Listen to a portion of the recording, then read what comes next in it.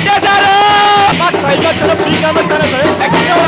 సినిమాకి main positive ఏంటంటే ఎక్కడైతే వాళ్ళు శ్రీలీలను తీసి భాగ్యశ్రీని పెట్టుకున్నారో అక్కడే సగం హిట్ అయిపోయింది సినిమా. ఎందుకంటే వీళ్ళిద్దరి కెమిస్ట్రీ చాలా బాగా వర్క్ అవుతుంది స్క్రీన్ పైన. చాలా బాగా అనిపించింది.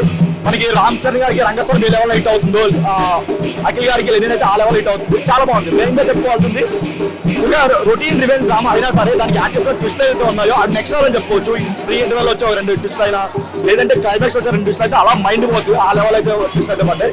అండ్ మెయిన్ పాజిటివ్ అంటే తమన్ గారి బీజం చాలా కొట్టారని చెప్పుకోవచ్చు. ఫస్ట్ టైం అనుకుంటా ఒక తెలుగు మూవీలో బ్యాక్ టు బ్యాక్ 2 సాంగ్స్ వచ్చినా సరే చూడాలనిపించింది. ఎందుకంటే వాళ్ళిద్దరు కెమిస్ట్రీ హీరోయిన్ మధ్య కెమిస్ట్రీ అయితే చాలా బాగా వర్కౌట్ అయిందా. అండ్ మెయిన్ పాజిటివ్ అంటే ఆయన యాక్టింగ్ ఏదైతే ఉందో ప్రీ క్లైమాక్స్ లో అయినా లేదంటే క్లైమాక్స్ అయినా సరే చాలా బాగా అనిపించింది. అండ్ చాలా బ్లాక్ బాస్టర్ ఎందుకంటే ఇంకేం అవసరం లేదు, చాలా బాగా అనిపించింది.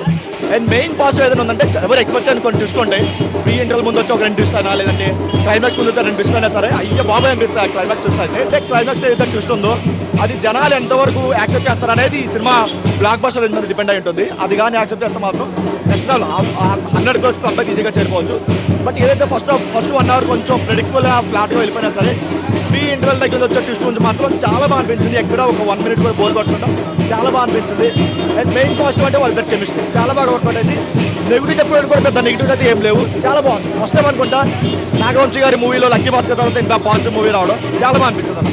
కన్ఫర్మ్ బ్లాక్ బస్టర్ చెప్పుకోండి. చాలా బాగుంది. ఫస్ట్ టైం అనుకుంటా అయ్యగారు ఇంత ఎమోషనల్ సీన్స్ చేయడం, ఇంతకుముందు యాక్షన్ సీన్స్ చేశారు కానీ ఎమోషనల్ మాత్రం చాలా బాగా చేశారు అనిపించింది. ఆ క్లైమాక్స్ అయినా సరే డైలాగ్స్ అయినా సరే చాలా బాగా వర్కౌట్ అయింది. అండ్ మెయిన్గా క్లైమాక్స్ ట్విస్ట్ అన్న అది అలా తిరుగుతుంది. 2 సీన్స్ ఉంటాయి ప్రీ క్లైమాక్స్ లో.